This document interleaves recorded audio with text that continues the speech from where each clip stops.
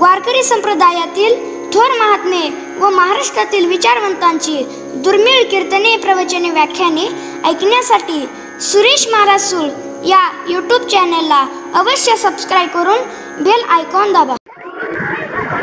इदं ज्ञानमुपाश्रित्य मम साधर्म्यमागताः सर्गेऽपि नोपजायन्ते प्रलये सन्ति च. जे माझी नित्यता जेणे नित्यते पांडुसुता परिपूर्ण पूर्णता माझी आहे.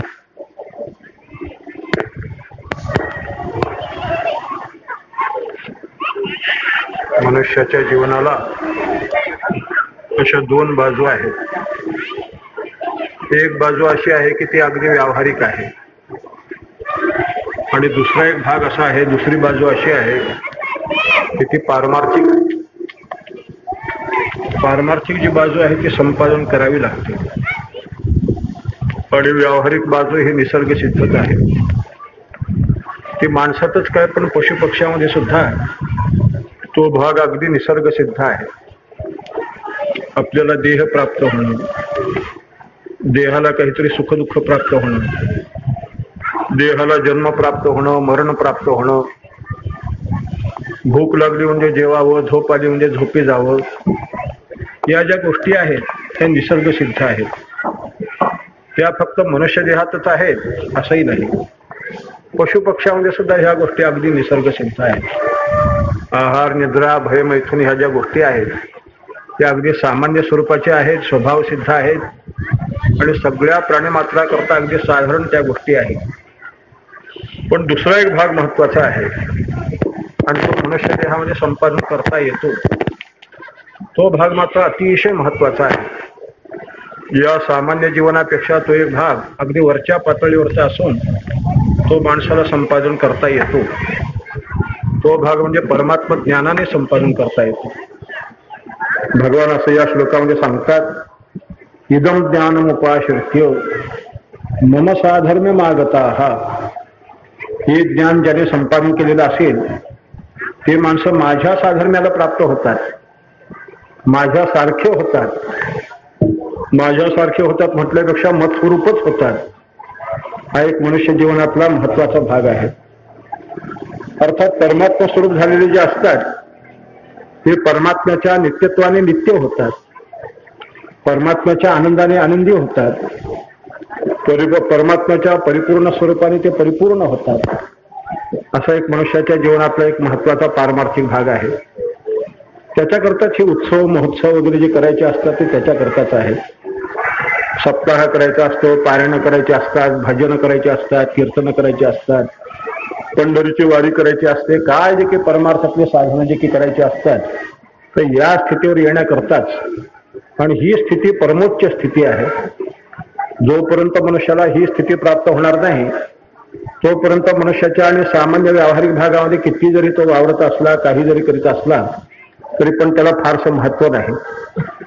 कारण का, व्यावहारिक भागामध्ये मनुष्याला नेहमी अपूर्णतेची जाणीव राहतेच, अपुरेपणाची जाणीव राहतेच. तुम्ही कोणती जरी व्यावहारिक भूमिका जरी स्वीकारली किंवा कोणत्याही भूमिकेवर जरी तुम्ही गेलात तरी पण मनुष्याला अपुरेपणाची जाणीव ही नेहमीच अशा प्रकारची राहते. आपण काहीतरी अपूर्ण आहोत याची जाणीव सर्वांना अशा प्रकारची असते. ब्रह्मदेवाच्या स्थानावर गेलेल्या माणसाला सुद्धा अपुरेपणाची जाणीव आहे. मग बाकीच्याच तर जाऊच द्या. त्याचं कारण असं आहे की आपण जे काही अस्तित्व जे स्वतःच जे समजत असतो त्या अस्तित्वामध्ये अभावाची जाणीव आहे. देहाच्या रूपाने जरी आपण आज आहे आहे आहे अशा प्रकारचं जरी वाटत असलं, देहाच्या तादात्म्याने आपल्याला आहे अशा प्रकारचा जरी प्रत्यय येत असला तरी पण पुढे चालून आपल्याला अभावाची जाणीव आहे. आपण मरणार ह्याची पण जाणीव आहे. असा प्रकार आहे. कधीतरी आपला प्रध्वंसाभाव होणार आहे, कधीतरी आपला अभाव होणार आहे, कधीतरी आपण मरणार आहोत याची पण त्याच्याबरोबर जाणीव अशा प्रकारची आहे. त्यामुळे आजचं जे अस्तित्व आहे ते नुसतं तकलादू अस्तित्व आहे. हे अस्तित्व केव्हा खलास होईल आणि आपल्या अभावाला केव्हा सुरुवात होईल त्याचं काही नियमच कोणत्याही प्रकारचा नाही. आपल्याला कदाचित वैश्य सुखाची आणि सगळ्या प्रकारची समृद्धी जरी असली तरी पण त्याच्यावर दुःखाची पण जाणीव आहे. सुखाबरोबर जिथे दुःखाची जाणीव असते ते सुख अपूर्ण आहे. अस्तित्वाबरोबर जिथे अभावाची जाणीव आहे हे अस्तित्व सुद्धा मर्यादितच अस्तित्व आहे, ते अपूर्ण अस्तित्व आहे. जिथे ज्ञानाबरोबर अज्ञानाची जाणीव असते ते ज्ञान सुद्धा मर्यादितच आहे, असा प्रकार आहे. मनुष्य परिपूर्ण केव्हा होऊ शकतो? ज्यावेळेला ज्ञान अमर्याद होईल, मनुष्याचं सुख सुद्धा व्यापक होईल, मनुष्याचं अस्तित्व सुद्धा सर्वत्र सर्वकाळ जेव्हा राहील, त्याच वेळेला मनुष्याचं जीवन परिपूर्ण झालं असं त्या ठिकाणी म्हणता येईल. आणि ही परिपूर्णता परमात्म्याच्या परिपूर्णतेनेच परिपूर्णता प्राप्त होऊ शकते. एरवी दुसऱ्या कोणत्याही साधनाने परिपूर्णता प्राप्त होऊ शकत नाही, असा प्रकार आहे. आज जरी आपण देहाने आहे आहे अशा प्रकारचं वाटत असलं तरी पण उद्या कदाचित मरणाची जाणीव आहे. जास्तीत जास्त उतार वयामध्ये तरी मरणाची जाणीव राहतेच. पांढरे केस झाले की मनुष्याला वाटतं की आता आपलं संपत आलेलं आहे, आपण मरणार. जरा कर्ण मुळी सांगू आली गोठी. तुकाराम महाराज म्हणतात ते पांढरे केस कानाजवळ येऊन सूचना करतात की बाबा जवळ आलेलं आहे तुझं, आता तरी काही सावध राहा, असं जणू की सूचना अशा प्रकारची करीत असते. तेव्हा तात्पर्य असं आहे की अभावाची जाणीव होऊ नये अशी मनुष्याला सत्ता प्राप्त व्हावी. ज्याच्यामध्ये मरणाची जाणीव होऊ नये अशी सत्ता मनुष्याला प्राप्त व्हावी. मरणालाच मरण यावं अशी सत्ता मनुष्याला प्राप्त व्हावी. तुकाराम महाराजाला अभावाची जाणीवच नव्हती. मरण माझे मरून गेले, त्यांचं मरणच मरून गेलेलं असल्यामुळे त्यांची जी सत्ता आहे ती अबाधी सत्ता अशा प्रकारची आहे, व्यापक सत्ता. देहाच्या सत्तेने जे अस्तित्ववान अशा प्रकारचे स्वतःला समजतात हा भ्रम आहे. देहाच्या सत्तेने आपण आहो अशा प्रकारचं म्हणणं हा केवळ शुद्ध भ्रम अशा प्रकारचा आहे. कारण पंचमहाभूताचं कार्य असलेला देह, जन्माला आलेला देह हा केव्हा तरी मरायचाच असा प्रकार आहे. पण देह साधर्म्याने आपलं साधर्म्य त्या ठिकाणी हे चुकीचं साधर्म्य आहे. परमात्म्याच्या साधर्म्याने आपल्याला साधर्म्य प्राप्त व्हावं. देहाच्या साधर्म्याने जे आपलं जे साधर्म्य आहे ते भ्रामक साधर्म्य आहे, हे चुकीचं साधर्म्य आहे, हे अध्यस्त साधर्म्य आहे. वेदांत शास्त्राच्या भाषेमध्ये बोलायचं आहे तर हे काल्पनिक साधर्म्य आहे, हे खरं साधर्म्य असं त्या ठिकाणी म्हणता येत नाही. आपण देहाशी तादात्म्य ठेवून आहे असं समजत असतो, पण देहाशी तादात्म्य ठेवून देखील आहेपणा जो आपला असतो या अभावाच्या ह्याच्यामध्ये अभावाचा आणि प्रकार अशा प्रकारचा आहे. कारण देह केव्हा जाईल त्याचं काही नियमच कोणत्याही प्रकारचं नाही. म्हणून मनुष्याला अशी सत्ता प्राप्त व्हावी की देह जरी नष्ट झाला तरी पण परमात्म्याच्या स्वरूपाने सत्ता असावी. तुकाराम महाराज म्हणतात जगदाकारी झाली सत्ता, वारून गेली पराधीनता. तेव्हा ही जी काही परमात्मरूप जी सत्ता आहे ही सत्ता आपल्याला मिळवता येते असा प्रकार आहे. इतकं माणसामध्ये ज्ञान आहे, इतकं माणसामध्ये सामर्थ्य आहे, इतकी माणसामध्ये शक्ती देवाने निसर्गतः दिलेली आहे. ब्रह्मावलोक निशलम मुदमाप देवा. अनेक देहापैकी मनुष्य देहाचं जे वैशिष्ट्य आहे ते याच कारणामुळे अशा प्रकारचं आहे की या देहामध्ये मनुष्याची समजूत फार उंचावत असते. या देहामध्ये मनुष्याला परमात्मज्ञान संपादन करता येतं आणि मनुष्याला आपली सत्ता अशी व्यापक अशा प्रकारची करून टाकता येते. आपण देहामुळे मर्यादित आहोत हे लक्षात घ्या. उपाधीशी तादात्म्य ठेवल्यामुळे आपण मर्यादित आहोत. ज्या दिवशी आपण उपाधीशी तादात्म्य सोडून देऊ, परमात्म्याशी जेव्हा एकरूप अशा प्रकारचं होऊ तेव्हा आपण फार मोठे होऊ असा प्रकार आहे. एक गरीब मनुष्य होता, मोठ्या शहरामध्ये बेळगाव सारख्या शहरामध्ये राहणारा होता. त्याचं अगदी घर लहानच होतं, अगदी लहान होतं. 4 बाय 8 खोली अशा प्रकारची होती आणि तेवढ्यातच त्याचा संसार. पण मौज अशी होती की दोघंच होती तेव्हा ते पुरेसं होत होतं. पुढे पुढे 2-4 मुलं बाळी झाली, मुलाचे पण पुढे लग्न झालं, तर ते लहानशी खोली की त्याला पुरेशी पडेना. पण मोठं घर घ्यायला पैसा नाही, मोठं घर स्वस्तामध्ये मिळण्याची शक्यता नव्हती, पैसाही नाही. तो प्रत्येकाला म्हणायला लागला की माझा संसार आता वाढता झालेला आहे, मुलाचं लग्न झालेलं आहे, त्यामुळे अगदीच घर लहान आहे, काय करावं, जागा मिळत नाही असं तो म्हणायला लागला. एके दिवशी योगायोगाने कुठला तरी एक महात्मा फिरत फिरत फिरत सहज आला आणि त्याच्या दाराशी सहजच तो बसला. त्या महात्म्यालाही तो म्हणायला लागला. वास्तविक त्याला म्हणून काही उपयोग नव्हता, पण तो आपल्या व्यावहारिक दृष्टीने तो म्हणायला लागला की माझं घर बुवाजी फारच लहान आहे, काय करावं, मोठं घर मिळतच नाही असं तो म्हणायला लागला. तो महात्मा मोठा अंतर्मुखवृत्तीचा, मोठा विचारी, मोठा उदात्त विचाराचा अशा प्रकारचा होता. त्याने सांगितलं की तुला मोठं घर करायचं का? हो मला मोठं घर करायचं आहे. मग असं कर, त्या घराच्या 4ही भिंती पाडून टाक, म्हणजे सगळ्या 8 दिशेपर्यंत तुझंच घर होऊन जाईल असा प्रकार आहे. त्या गोष्टीतलं स्वारस्य इतकंच आहे की आपण देहामुळे मर्यादित आहोत हे लक्षात घ्या. उपाधीचे तादात्म्य ठेवल्यामुळे आपलं मर्यादित स्वरूप आहे, आपलं स्वरूप संकुचित अशा प्रकारचं आहे. पण हा संकुचितपणा जर त्या ठिकाणी काढून टाकला तर आपण परमात्मा स्वरूपाने फार मोठी, आपल्यापेक्षा जगामध्ये दुसरा कोणी मोठाच नाही. तुकाराम महाराज म्हणतात मी केवढा आहे, अनोरणीया ठोकडा तुका आकाशा एवढा. महाराज सांगतात मी आकाशापेक्षा देखील मोठा अशा प्रकारचा आहे. अशा मनुष्याला मोठं होता येतं, ते विचाराने होता येतं, ज्ञानाने होता येतं. हे काही असं क्रियेने त्या ठिकाणी होऊ शकत नाही. क्रियेने जो मोठेपणा प्राप्त झालेला असतो त्या मोठेपणाच्या पोटी आणि पुन्हा लहानपणही पण अशा प्रकारचा आहे. तुम्ही उद्या राष्ट्रपती जरी झालात, मंत्री जरी झालात तरी पण किती दिवसाची, आता तर मंत्री काही महिन्याचीच व्हायला लागलेली आहे. हो, नाही तर लोकशाहीचा संकेत असा आहे की 5 वर्ष तरी मंत्रीपद टिकावं, असा खरा लोकशाहीचा संकेत अशा प्रकारचा आहे. पण आता महिन्याचेच काही मंत्री अशा प्रकारचे व्हायला लागलेले आहेत. थोडे काही तासाचे होतात, का मिनिटाचे होतात, का सेकंदाचे होतात, काही करायला मार्गच कोणत्याही प्रकारचा नाही. हे काय सरकार गडबडून पडलं, ते काय सरकार गडबडून पडलं, हे नेहमीच बातमी आपण त्या ठिकाणी वाचित असतो. तेव्हा ही जी काही सत्ता आहे त्या व्यावहारिक सत्तेच्या पोटी अभावही आहे. ह्या व्यावहारिक अस्तित्वाच्या पोटी नेहमी अभावाची जाणीव अशा प्रकारची असते. असं तकलादी अस्तित्व हे आपल्याला मान्य नाही, आपल्या शास्त्राला मान्य नाही. ज्ञानेश्वर महाराजाला ती गोष्ट मान्य कोणत्याही प्रकारची नाही. आपण देहाच्या रूपाने अस्थि समजत असतो, राजसत्तेच्या रूपाने अस्थि समजत असतो, किंवा व्यावहारिक उपाधीच्या रूपाने आपण आहे अशा प्रकारचं समजत असतो. पण हे उपाधीचं जे तादात्म्य आहे ते खरं तादात्म्य कोणत्याही प्रकारचं नसून हे केवळ भ्रामक तादात्म्य आहे. तसंच ज्ञानाची सुद्धा तीच परिस्थिती आहे. आपल्या एका विशिष्ट अशा प्रकारच्या बुद्धीशी आपलं तादात्म्य असल्यामुळे आपण स्वतःला समजत असतो आपण फार मोठे शहाणे, फार मोठे ज्ञानी. पण बुद्धीशी तादात्म्य ठेवून असलेले जे ज्ञान आहे ते ज्ञान सुद्धा शेवटी मर्यादितच आहे. बुद्धीच मुळामध्ये मर्यादित असल्यामुळे बुद्धीमध्ये असलेलं ज्ञान हे सुद्धा नेहमी मर्यादितच अशा प्रकारचं राहणार. या ज्ञानाच्या पोटामध्ये सुद्धा अज्ञानाची जाणीव आहे, ते लक्षात घ्या.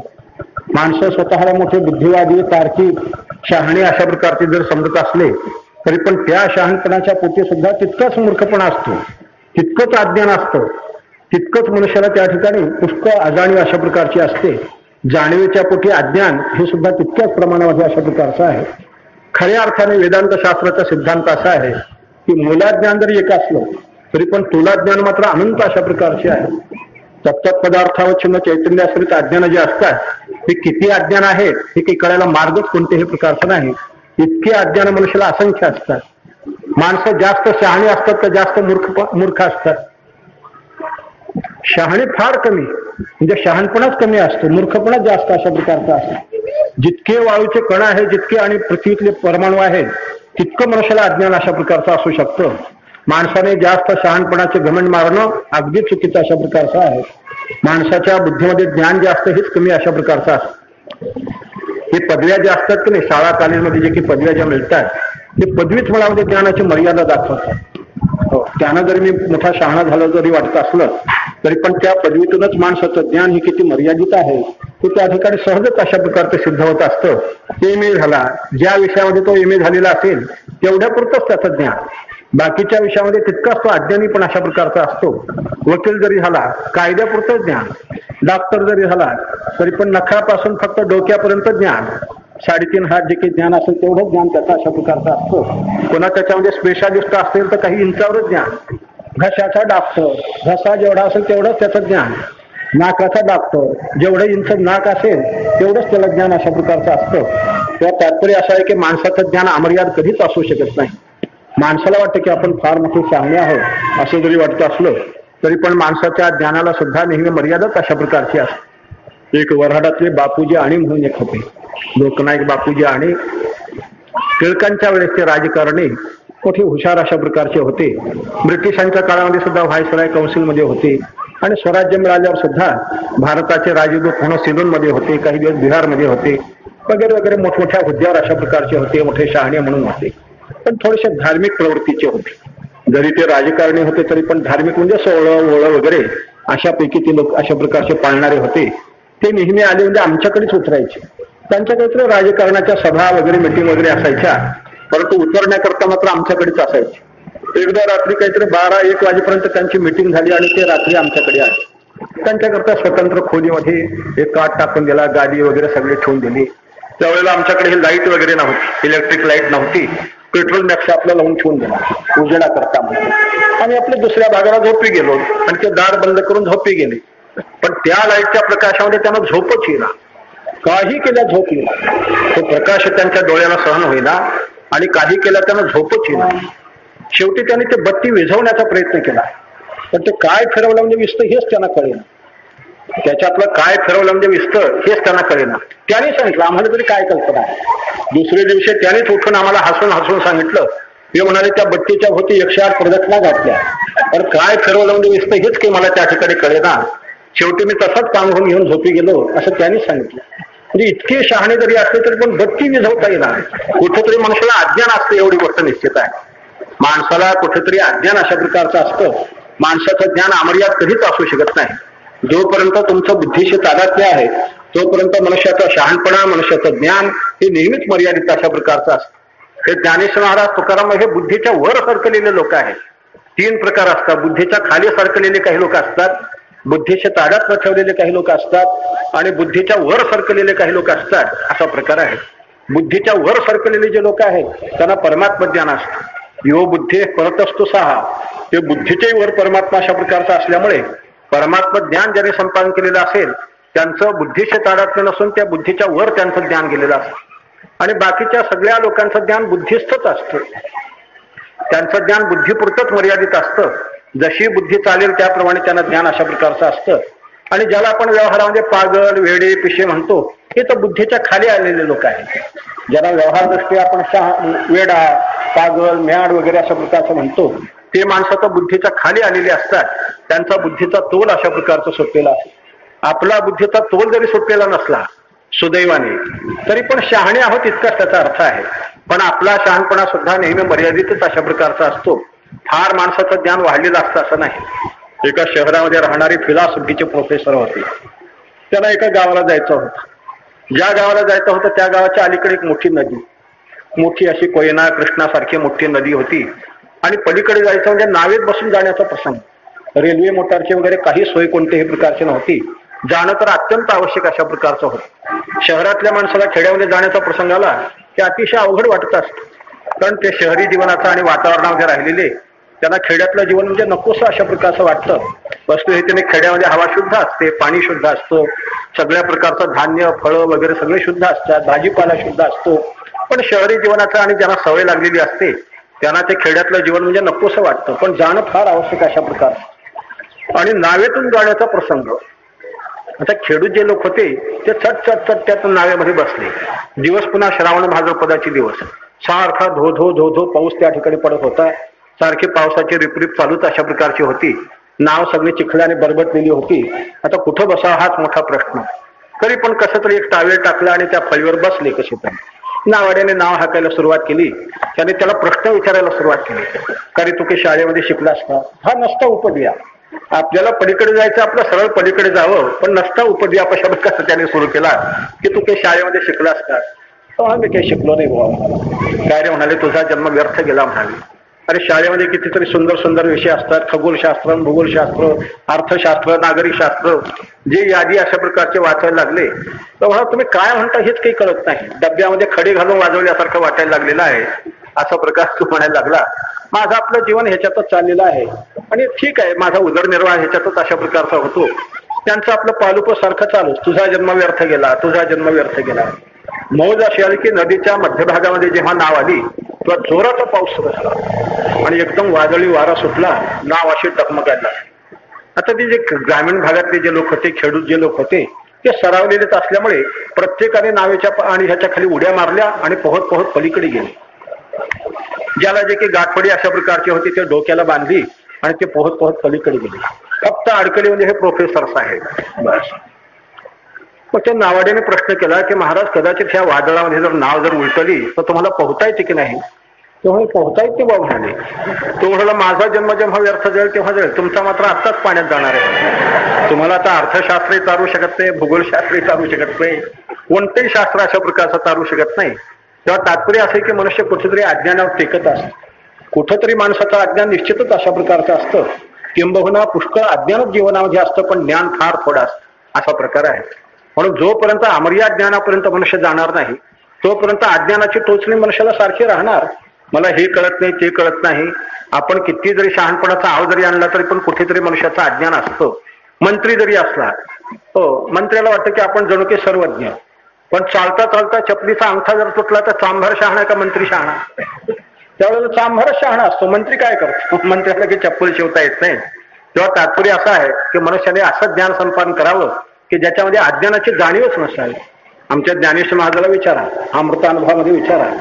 ज्ञानेश्वर महाराज म्हणतात, आमचे नावे अज्ञानाचे ज्ञानही नव्हते.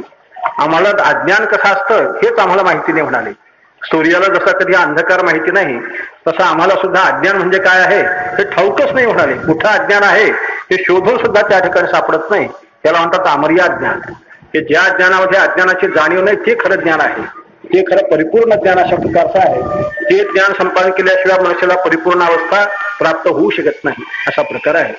म्हणून सत्तेच्या बाबतीमध्ये सुद्धा आपण अपूर्ण आहोत, ज्ञानाच्या बाबतीमध्ये सुद्धा आपण अपूर्णच अशा प्रकारचे आहोत, सुखाच्या बाबतीमध्ये सुद्धा आपण अपूर्णच अशा प्रकारचे आहोत. किती जरी वैश्विक सुख जरी मिळवलं तरी पण त्याच्यामध्ये कुठे ना कुठेतरी दुःखाची टोचणी असते, दुःखाची जाणीव असते. त्या सुखाबरोबर दुःखाचं साहचर्य निश्चितच अशा प्रकारचं असतं. दुःखरहित सुख असं तुम्हाला विषयामध्ये कधी त्या ठिकाणी भोगता येणं शक्य नाही. ज्ञानेश्वर म्हणतात, या विषयाच्या ठाई एकनिष्ठता कही नाही, दुःख आणि काही सुखही दिसेल. तुम्हाला केव्हा सुख दिसेल तर तेव्हा दुःखही पण अशा प्रकारचं त्या ठिकाणी दिसेल असा प्रकार आहे. जिथे असं लाईटचं डेकोरेशन केलेलं असतं की नाही, इथे तसं आहे की नाही मला कल्पना नाही, पण ते लहान लहान बल्ब जे असतात ते असे विसतात, पुन्हा प्रकाशित होतात, पुन्हा विसतात, पुन्हा प्रकाशित होतात. जिथे विवाह वगैरे मंडप असतो किंवा तमाशे वगैरे असतात, सिनेमा असतात, त्या ठिकाणी असे लाईटचं डेकोरेशन केलेलं असतं आणि ते बल्ब पुन्हा विसतात, पुन्हा प्रकाशित होतात. तसं संसारामध्ये सुखदुःखाचे सारखे उघडझाप चालू असते. एकदा मुलगा गोड बोलतो तर एकदा शिवेही देतो बापाला, हे विचारू नका. एकदा बायको गोड बोलते तर एकदा शिवेही पण देते, एकदा चहा करून देऊ का म्हणते, एकदा आणि दुसरंच काहीतरी अशा प्रकारचं बोलते. किंवा संसारामध्ये अशा सुखदुःखाचं परिवर्तन सारखं अशा प्रकारचं चालू असतं. नेहमीच मनुष्याला निर्घळ सुख आहेच असं त्या ठिकाणी निश्चित ठरवता येत नाही असा प्रकार आहे. दुःखही पण असतं आणि एका दुःखाने अनंत सुख मारले जातात. संसारामध्ये असे मौज आहे की ती जर सुख तुमच्या पुढे उभी राहिलेली असते, मोठा बंगला असू द्या, मोटार असू द्या, राजसत्ता हातामध्ये असू द्या, तुम्ही किती विद्वान शहाणे जरी असलात, त्याप्रमाणे तुमच्या गावामध्ये प्रतिष्ठा मान सन्मान सगळा जरी असला तरी पण एक कोणतं तरी दुःख अशा प्रकारचं जर असेल तर एका दुःखाकडून सगळी सुख मारली जातात अशा प्रकार आहे. एक तुमच्या शरीराला आरोग्य नसू द्या, सगळी सुख जरी असली तरी पण ते सुखच वाटत नाही. एका दुःखाने सगळे सुख दुःखमय त्या ठिकाणी करून टाकलेले असतात असा प्रकार आहे. अयोध्येचा राजा दशरथ होता की नाही, त्याच्या पोटे श्रीराम प्रभूचा अवतार झाला हा भाग वेगळा आहे, परंतु त्याला सार्वभौम राज्य होतं. सार्वभौम राज्य अशा प्रकारचं होतं. 3 पट्टराण्या आणि 300 पुन्हा दुसऱ्या आणि स्त्रिया अशा प्रकारच्या होत्या. पण सगळ्याच बायकांनी कसं काय संप केला होता कोणाला माहिती. त्याला संततीच नव्हती, त्याला कित्येक दिवस संततीच नव्हती. नेहमी वशिष्ठाला बोलवायचं आणि वशिष्ठापुढे आपलं गाऱ्हाणं सांगायचं, रडगाऱ्हाणं सांगायचं. पुत्रहीनस्य मे राज्यम सर्वम दुःखाय कल्पते. मला मुलगा नसल्यामुळे एवढं जरी राज्य वैभव जरी आहे तरी पण सगळं दुःखप्राय अशा प्रकारचं वाटतं असं त्यांनी नेहमी म्हणायचं. इतके सगळे सुख, राजसत्ता आहे, शरीर सुदृढ आहे, स्त्रिया पुष्कळ आहेत, सगळ्या प्रकारचं सुख जरी होतं तरी पण दुःखाची जाणीव अशा प्रकारची होते. एक मुलगा नव्हता, फक्त एक मुलगा नसल्यामुळे सगळ्या सुखाला एका दुःखाने त्या ठिकाणी मारून टाकले जाते असा प्रकार आहे. सगळ्या सुखाचे मुळदे त्या ठिकाणी एक दुःख त्या ठिकाणी नाहीसं करीत असतं असा प्रकार आहे. असं सुख असावं की एका सुखाने सगळं दुःख मारल्या जावं. आपलं परमार्थशास्त्र जे शिकवते हे शिकवतं की एकच सुख असं मिळवा, एकच ठोक अशा प्रकारचं सुख मिळवा की ज्या सुखामुळे अनंत दुःख जरी तुमच्या पुढे उभे राहिली तरी पण त्या दुःखाचं सुद्धा स्वागत होईल, त्या दुःखाचं सुद्धा सुखामध्ये रूपांतर होईल. ते दुःख दुःखरूपाने जाणीव सुद्धा कोणत्याही प्रकारची होऊ देणार नाही अशा प्रकारचं सुख मिळवा. ते म्हणजे परमात्मा सुख आहे. परमात्मा सुखाने जे सुखी झालेले असतात, परमात्माच्या आनंदाने जे आनंदी झालेले असतात, त्यांना जगापुढे किती जरी दुःख जरी असलं तरी पण त्या दुःखाची दुःखरूपाने जाणीव सुद्धा कोणत्याही प्रकारची होत नाही असं एक सुख आहे. ते म्हणजे परमात्मा सुख आहे. भगवंताचं म्हणणं आहे का, म्हणजे तुम्हाला ही गोष्ट पटेल. यम लब्ध्वा च परम लाभम मन्यते नाधिकम ततः यस्मिन् स्थितो न दुःखेन गुरुनापि विचाल्यते. यम लब्ध्वा, ज्या परमात्मा सुखाला प्राप्त झाल्यानंतर मनुष्याला किती जरी गुरुतर अशा प्रकारचे दुःख जरी प्राप्त झाले तरी पण त्या दुःखाने तो विचलित होतच नाही, त्या दुःखाने तो दुःखी होतच नाही. एअर कंडिशन मध्ये बसलेले जे माणसं असतात त्यांना बाहेर किती थंडी पडू द्या, किती उन्हाळा अशा प्रकारचा असू द्या, त्याला जशी जाणीव होत नाही, तसं एकच सुख अशा वृत्तीचं आहे की ज्या सुखामध्ये मनुष्य एकदा स्थित अशा प्रकारचा झाला, ज्या सुखामध्ये एकदा मनुष्य निमग्न झाला की पुन्हा त्याला किती जरी दुःख जरी असले तरी पण ते दुःखाची दुःखरूपाने जाणीवच कोणत्याही प्रकारची होत नाही. असं एक जगामध्ये सुख आहे बरं का. पण दुःखाने सुख मारलेलं बरं का एका सुखाने दुःख मारलेलं बरं?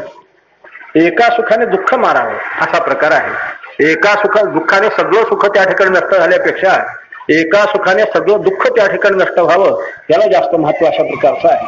आपल्या जीवनामध्ये कोणतं तरी दुःख अशा प्रकारचं निश्चित असतं आणि त्या दुःखाने किती जरी व्यवहारामध्ये सुख जरी संपादन केलं तरी पण त्या दुःखाने सुख मारले जातं. त्या सुखाची सुखपणाने जाणीव कोणत्याही प्रकारची होत नाही अशा प्रकार आहे. व्यवहारामध्ये सुद्धा पुष्कळ गोष्टी अशाच प्रकारच्या असतात की कोणतं तरी एक दुःख निश्चितच असतं. आपण सगळे दुःख टाळून कोणतेही सुख त्या ठिकाणी भोगू शकत नाही. रस्त्यावरचं शेण उचलायचं म्हणजे माती सगळंच उचलावं लागतं, तसं आपण त्या ठिकाणी कोणतेही सुख भोगायचं म्हणजे दुःखासहच सुख त्या ठिकाणी भोगत असतो आणि एका दुःखाने सगळे सुख नष्ट केले जातात असा प्रकार आहे. असं सुख त्या ठिकाणी मिळवावं की ज्या सुखामुळे दुःखाचं उलट स्वागत केलं जावं, दुःखाचं रूपांतर सुखामध्ये त्या ठिकाणी व्हावं, दुःखाचा सत्कार केला जावा असा प्रकार आहे. असं परमात्मा सुख अशा प्रकारचं आहे. सगळे साधुसंत या स्थितीमध्ये असतात. तुकाराम महाराजांना काय दारिद्र्य कमी होतं, पण दारिद्र्याच्या दुःखाची जाणीव तरी होती का? दारिद्र्याच्या दुःखाची जाणीव सुद्धा कोणत्याही प्रकारची नव्हती. मी म्हणतो तुकाराम महाराजांचे जे दारिद्र्य आहे तसे दारिद्र्य आता तुम्हाला शोधून सुद्धा सापडायचे नाही. दारिद्र्याच्या रेषेच्या खाली ते दारिद्र्य अशा प्रकारचं आलेलं होतं, तसे दारिद्र्य आता सुद्धा सापडायचे नाही. गरिबी हातावर खरोखरी आता गरिबी राहिलीच नाही तसं म्हणायला गेलं तर. पुष्कळ गरीब ज्याला आपण म्हणतो ते सुद्धा काहीतरी 10, 15, 20 रुपये मिळवायला लागलेले आहेत. अगदी उपाशी पोटे राहणारे असे गरीब नाहीतच. तुकाराम महाराजाला 15 दिवस फाकी पडत होती अशी परिस्थिती होती, पण दारिद्र्याची जाणीवच नव्हती. तुका म्हणे जीवा थोर झाले सुख, नाठवे हे भूक तहान काही. एकच सुख असं त्यांनी मिळवलेलं होतं की ज्या सुखामुळे दुःखाची दुःखरूपाने जाणीव सुद्धा कोणत्याही प्रकारची नव्हती अशी स्थिती आहे. त्यांच्या जीवनामध्ये सगळं अगदी पूर्णविराम समाधान असा प्रकार आहे. एकदा तुकाराम महाराज पंढरीला गेले. मौज म्हणून तुम्हाला सांगतो, एकदा एका वेळेला, एकदा म्हणजे एकदाच गेले असा त्याचा अर्थ नाही, एका वेळेची गोष्ट. तर असं त्या ठिकाणी देवाचं दर्शन घेतल्यानंतर देव म्हणाले का हो तुकाराम महाराज, तुमच्या घरी दुष्काळ पडलेला असं मी ऐकलेलं आहे, तुमच्या भागाला फार मोठा दुष्काळ पडलेला आहे आणि तुमचं दिवाळी पण निघालेला आहे, व्यापार धंदा बसला असं मी ऐकलेलं आहे, तुमची बायको पण फार कर्कश बोलते असं मी ऐकलेलं आहे आणि देवामध्ये तुम्हाला मान सन्मान प्रतिष्ठा वगैरे कोणत्याही प्रकारची राहिली नाही असंही मी ऐकलेलं आहे. अगदी खरंय का? तुकाराम महाराज म्हणाले तुला सर्वज्ञ अशा प्रकारचं तुला असल्यामुळे तुला सांगण्याची काही गरजच नाही.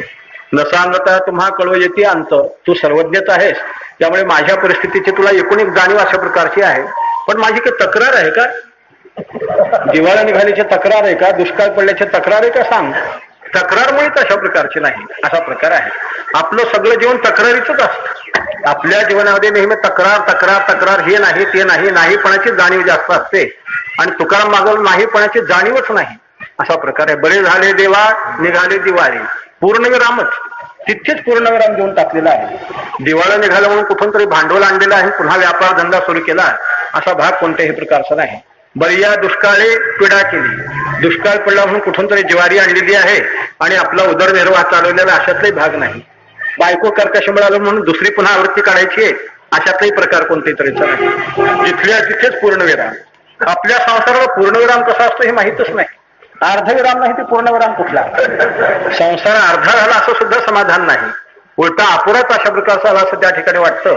मनुष्य अगदी मृत्यूच्या शय्येवर जरी पडलेला असला तरी पण हे करायचं राहिलं, ते करायचं राहिलं, नेहमी करण्याचीच जाणीव अशा प्रकारची राहत असते. कर्तव्याने कर्तव्याची कधी समाप्ती होतच नसते. संसारामध्ये कर्तव्याने कर्तव्य उलटे वाढत राहतात. एक कर्तव्य केलं की त्याच्या पोटी दुसरं कर्तव्य करावंच लागतं, तरच त्या पहिल्या कर्तव्याला काहीतरी फळ येत असतं. दुसरं कर्तव्य जर नाही केलं तर पहिलं कर्तव्य मातीमूल अशा प्रकारचं होत असतं. असं कर्तव्यातून दुसरं कर्तव्य, दुसऱ्या कर्तव्यातून तिसरं कर्तव्य सारखं अशा प्रकारचं वाढतच राहतं. नुसती विहीर खणून चालेल का? त्याला पुन्हा मोटर पंप बसवावं लागतं. मोटर पंप नुसता बसून चालेल का? एवढं कर्तव्य केलं की पुन्हा ऊस लावावंच लागतं, काहीतरी अशा प्रकारचे बागायत करावीच लागते. तेवढं करूनही भागत नाही, पुन्हा त्याला विक्री करावीच लागते, काहीतरी हे करावंच लागतं. एकातून दुसरं, दुसऱ्यातून तिसरं असं कर्तव्यासारखं वाढतच राहतं असा प्रकार आहे. किंवा मृत्यूच्या शय्येवर जरी मनुष्य पडलेला असला तरी पण माझ्या देखत अमुक झाला असतं, तो झाला असतं, माझ्या देखत तेवढं ठकीचं लग्न तरी झालं असतं तर बरं झालं असतं, तेवढी पाठ भिंत तरी बांधून झाली असते तर बरं झालं असतं. याच्या देखत काय काय व्हावं ही एक मोठी पंचायत असते. झालेलं रामायण काय थोडं असतं का, पण पुन्हा महाभारत व्हावंच असं वाटतं. असा प्रकार आहे.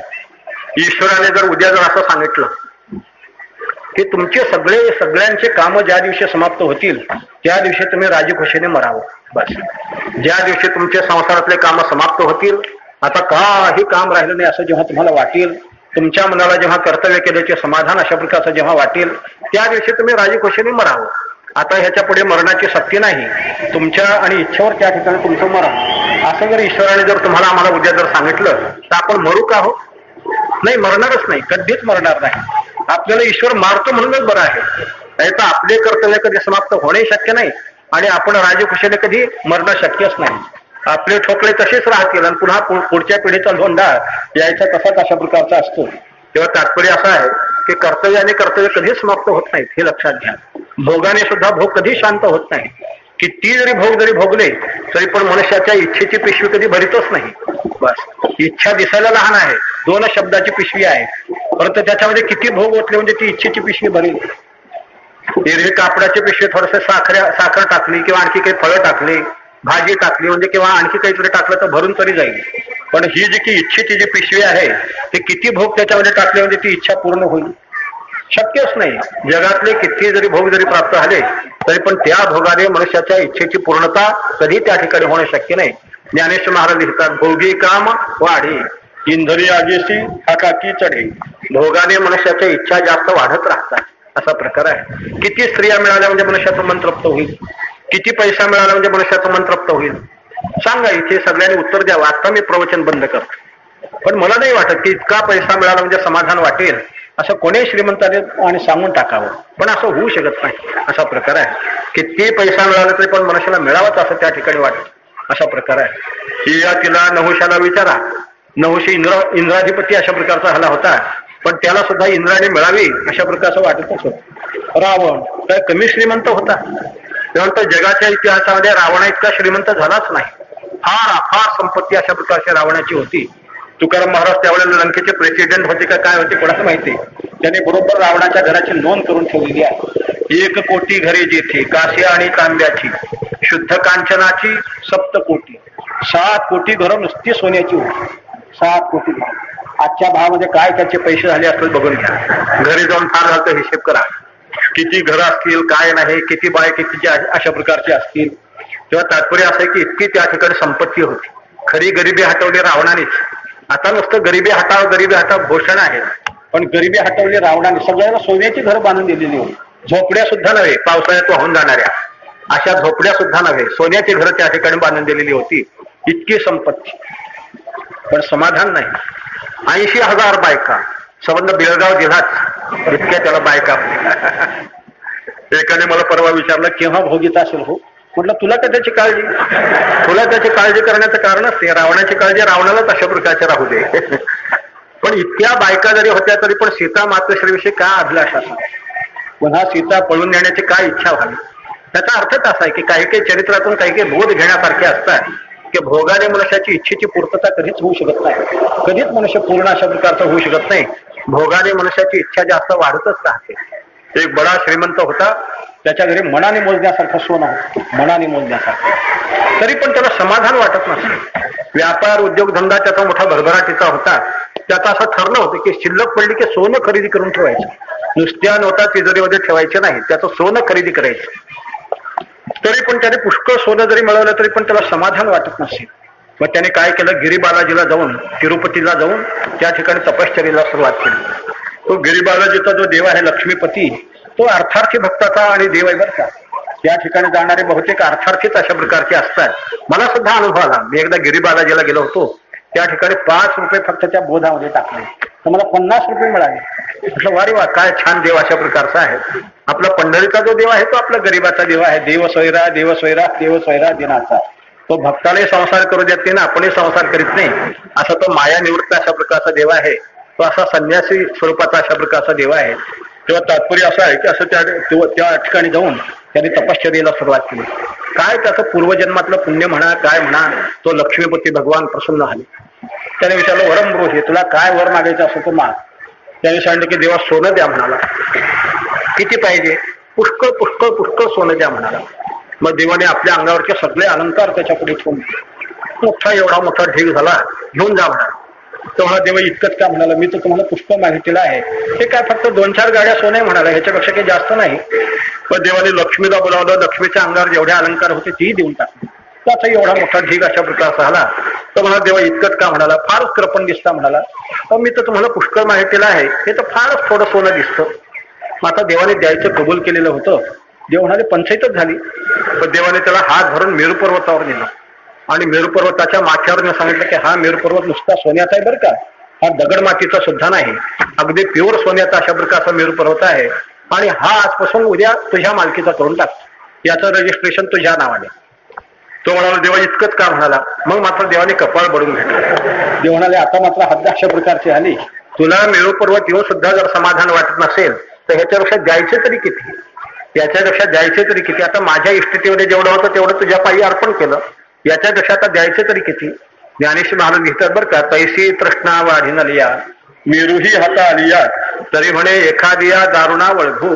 ज्ञानेश्वर महाराज म्हणतात मेरू पर्वत जरी हाताशी आला तरी पण तो सुद्धा मनुष्याला कमीच वाटत असतो, तो सुद्धा मनुष्याला अपुराच अशा प्रकारचा वाटत असतो. त्यामुळे व्यावहारिक जीवनामध्ये जोपर्यंत तुम्ही वावरत आहात तोपर्यंत तुमच्या जीवनामध्ये अपूर्णतेची जाणीव आहे.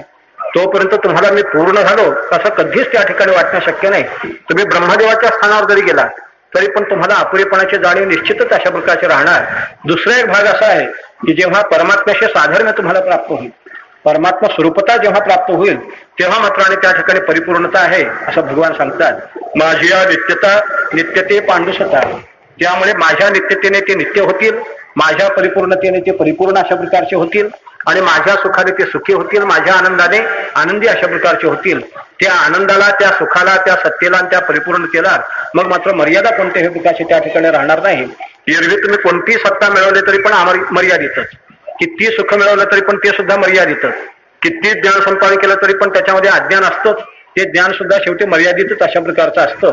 तेव्हा माणसाने ज्ञान, सुख आणि सत्ता या बाबतीमध्ये अगदी परिपूर्ण अशा प्रकारचं असावं हे आपलं परमार्थशास्त्र शिकवतं. हे ज्ञानेश्वर महाराज शिकवतात.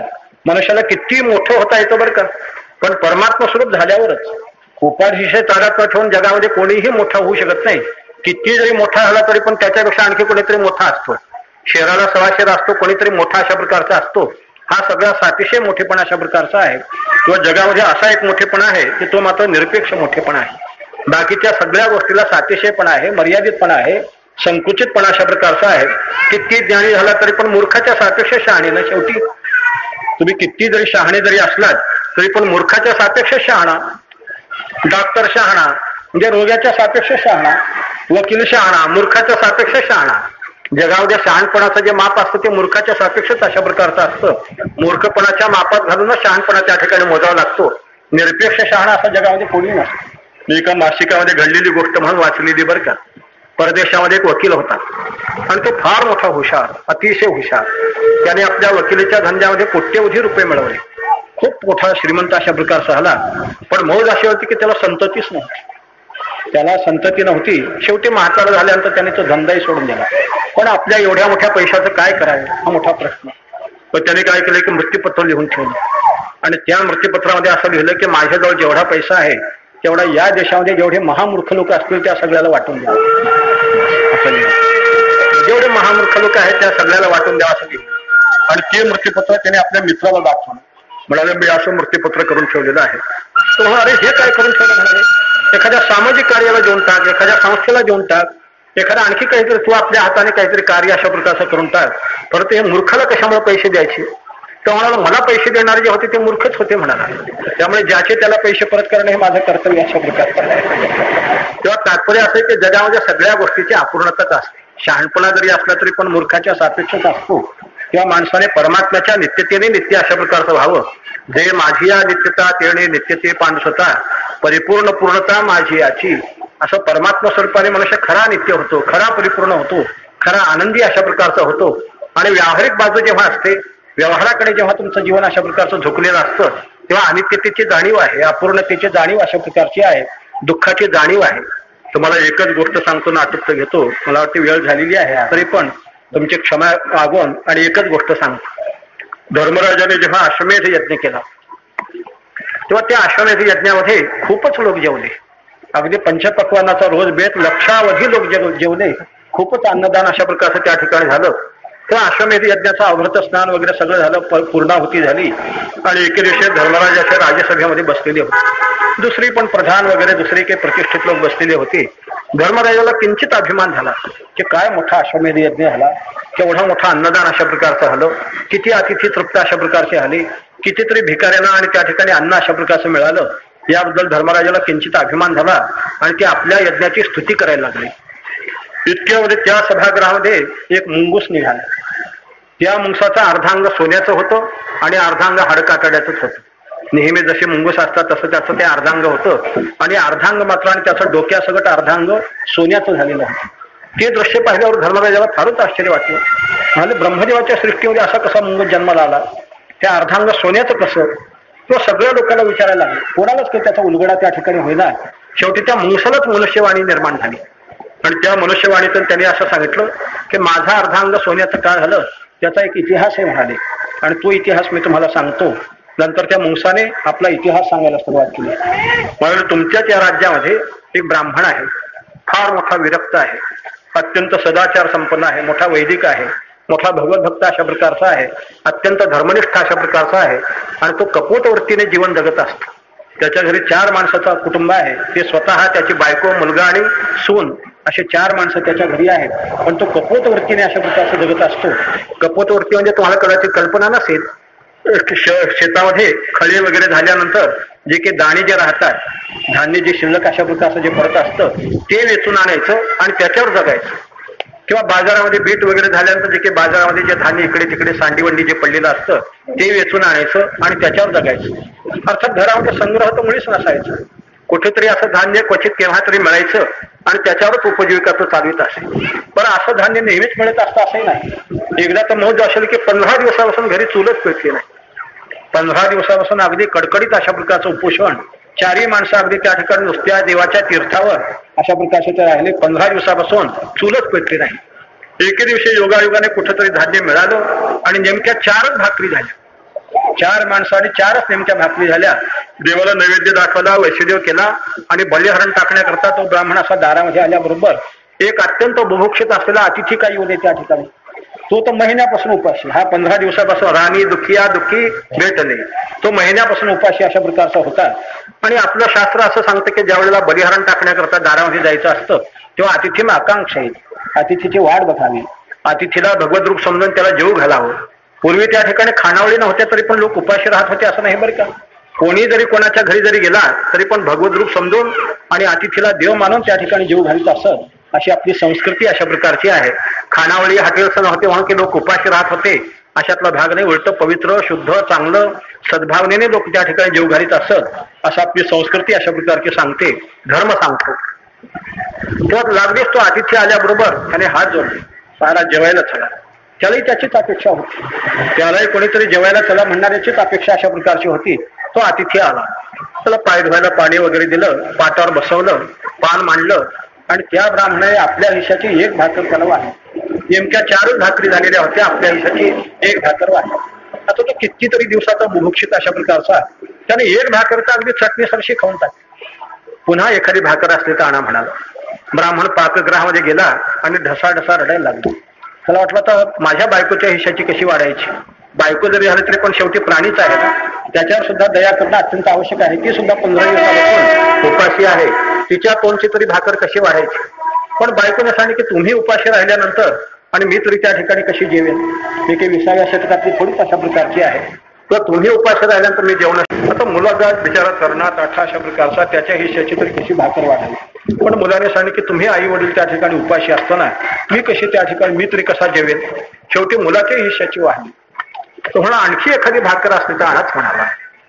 शेवटी सुनबाईच्या हिश्याची वाढली. सुनबाई तरी बिचारी तरणी ताठी होती.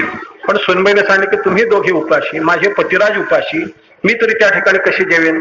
प्रत्येकाने नीतिमत्ता दाखवली बरं का. प्रत्येकाने आपला धर्म अशा प्रकारचा तिथे व्यक्त केलेला आहे. मोठं वाचण्यासारखं ते प्रकरण अशा प्रकारचं आहे. शेवटी सुनबाईचे तोंडची अगदी भाकर आणि त्या ब्राह्मणाला वाढली. 4थी भाकर खाल्ल्यानंतर मग मात्र त्याने ढेकर दिली. अगदी तृप्त अशा प्रकारचा आला. आणि हात होण्याकरता जेव्हा अंगणामध्ये आला तेव्हा इंद्रादिक देवाने पुष्पवृष्टी केली. काय म्हणाले, अतिथी यज्ञ अशा प्रकारचा झाला की इतक्या प्रतिकूल परिस्थितीमध्ये सुद्धा अतिथीला अन्नदान अशा प्रकारचं होतं. धन्य धन्य गृहस्थाश्रम अशा प्रकारचा आहे. म्हणून इंद्रादिक देवाने त्या घरावर पुष्पवृष्टी केली आणि ती पुष्पवृष्टी त्या ठिकाणी होत असताना एक मुंगूस बाहेर पडली. त्या मुंगसाच्या अंगावर जेवढ्या भागावरती फुलं पडली तेवढं अंग त्याचं सोन्याचं झालं. तेवढं अंग त्याचं सोन्याचं अशा प्रकारचं झालं. त्या मुंगसाने सांगितलं की काय गृहस्थाश्रम धन्य अशा प्रकारचा आहे. एक अतिथी या घरी जर जेवला तर माझं अंग सोन्याचं झालेलं आहे. धर्मराजाच्या घरी तर लाखो अतिथी अशा प्रकारचे जेवलेले आहेत. तिथे तर माझा अर्थांग निश्चितच सोन्याचं होईल. म्हणून त्या मुंगसाने सांगितले की मी या ठिकाणी जे आलो ते ह्याच्याकरताच आलो की तुझ्या घरी खूप अतिथी जेवलेले आहेत. पंचपक्वान्नाचा बेत अशा प्रकारचा रोजच्या रोज होता. त्यामुळे माझा अर्थांग सोन्याचं होईल का म्हणून या ठिकाणी आलो. पण होणं शक्य नाही म्हणाले. होणं शक्य नाही. इथे जरी पुष्कळ जरी अतिथी जरी जेवलेले असले तरी पण हे अनुकूल परिस्थितीमध्ये झालेलं दान आहे आणि ते प्रतिकूल परिस्थितीमध्ये झालेलं दान आहे. प्रतिकूल परिस्थितीमध्ये जे दान झालेलं आहे त्याला जास्त महत्व आहे.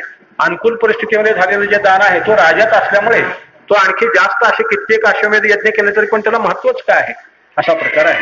तर मला या दृष्टांताने एवढं सांगायचं आहे की धर्मराजाच्या घरी लाखो लोक जेवले पण मुंगसाचं अंग सोन्याचं होऊ शकलं नाही आणि त्याच्या घरी फक्त एकच अतिथी जेवला तर अर्धांग सोन्याचं झालं शकतं. तसं एका देवाच्या प्राप्तीमुळे मनुष्य नित्य होऊ शकतो पण अनंत संसाराच्या संबंधाने सुद्धा मनुष्य नित्य होऊ शकत नाही.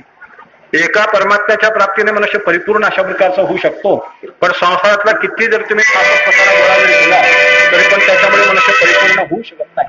मनुष्य सुखी होऊ शकत नाही. तात्पर्य असं आहे एकच परमात्म्याची प्राप्ती जीवनामध्ये अशी झाली पाहिजे की ज्याच्यामुळे मनुष्याला नित्यतेची परिपूर्णतेची सुखाची ज्ञानाची नेहमी जाणीव अशा प्रकारची झाली पाहिजे आणि हाच खरा जीवनातला खरा मोठेपणा अशा प्रकारचा आहे. मनुष्याला जे मोठं होता येतं परमार्थ दृष्टीने ते अशा स्वरूपाने मोठं त्या ठिकाणी होता येतं. आपल्या ज्ञानेश्वर महाराजांनी असे दोन विभाग दाखवलेले आहेत.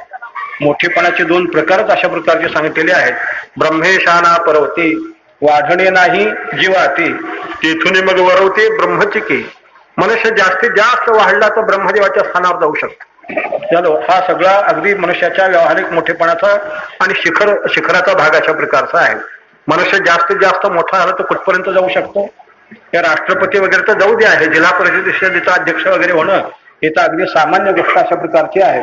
पण मनुष्य जास्तीत जास्त सत्कर्म करून जास्तीत जास्त सकाम पुण्यकर्म करून झालाच तर ब्रह्मदेवाच्या स्थानापर्यंत जाऊ शकतो. ते अगदी भोगाची मर्यादा अशा प्रकारची आहे.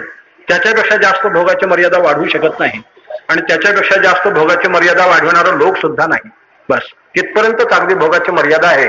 त्या ठिकाणी गेलेला मनुष्य अगदी भोगाची शेवट अशा प्रकारचा तो गाठवू शकतो. पण त्यालाही पुनरावृत्ती आहे.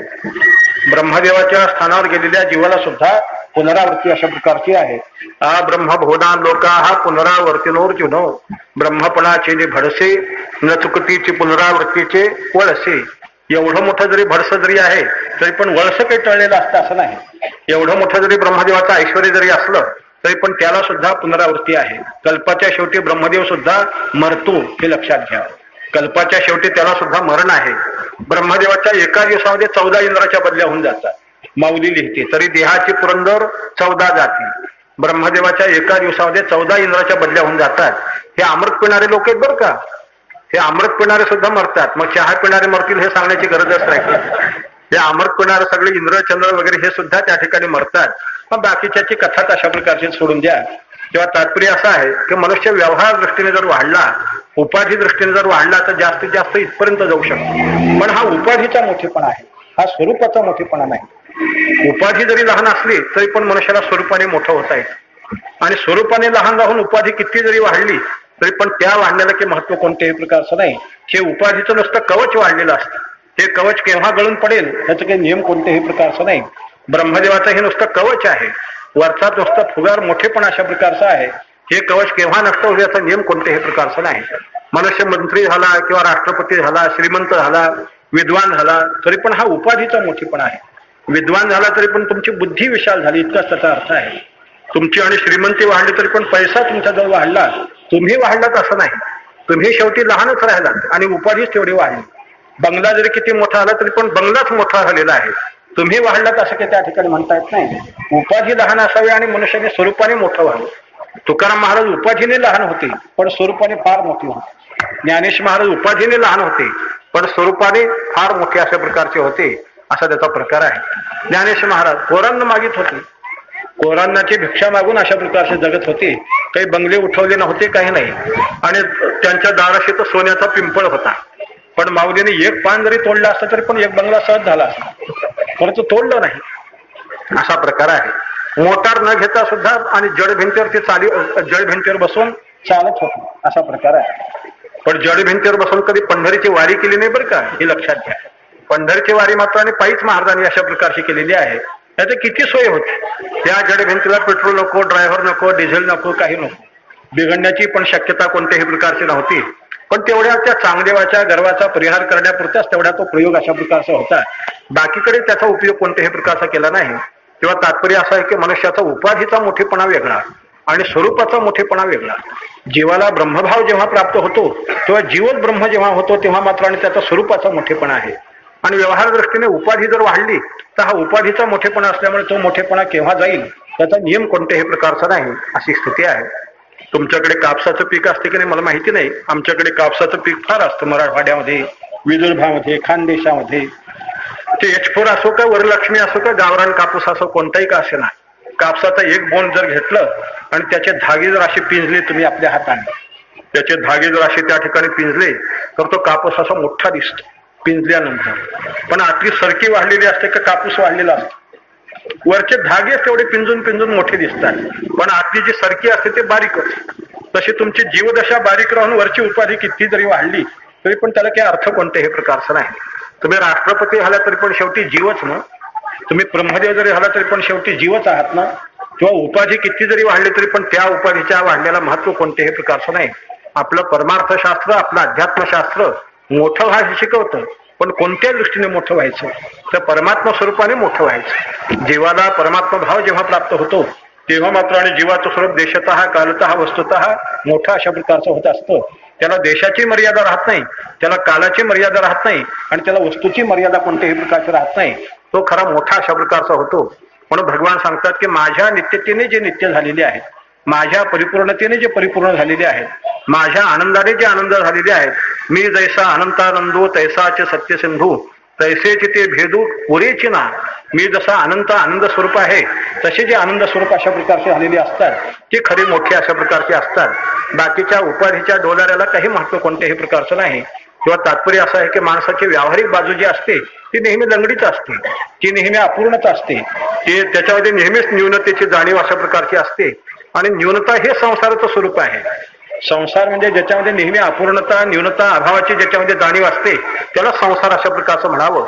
आणि परमात्म्यामध्ये मात्र आणि ह्या गोष्टीची परिपूर्णता अशा प्रकारची असते, त्याच्यामध्ये मात्र आणि नेहमी पूर्ण आहे. पूर्णमद पूर्णमिदम पूर्णात पूर्णमुच्यते, ज्याच्यामध्ये नेहमी पूर्णतेची जाणीव असते त्याचंच नाव परमार्थ आहे, त्याचंच नाव परमात्म्याची प्राप्ती आहे, त्यालाच मोक्ष अशा प्रकारचं म्हणतात. तेव्हा आपली वेळ झालेलीच आहे. किंवा त्या दृष्टीने तिथेच मी सेवा समाप्त करतो आणि सर्वांची आणि परवानगी घेतो. पुंडलिक वरदे हरी विठ्ठल श्री ज्ञानदेव तुकाराम विठ्ठल विठ्ठल विठ्ठल विठ्ठल विठ्ठल विठ्ठल विठ्ठल विठ्ठल विठ्ठल पुंडलिक वरदे हरी विठ्ठल श्री ज्ञानदेव.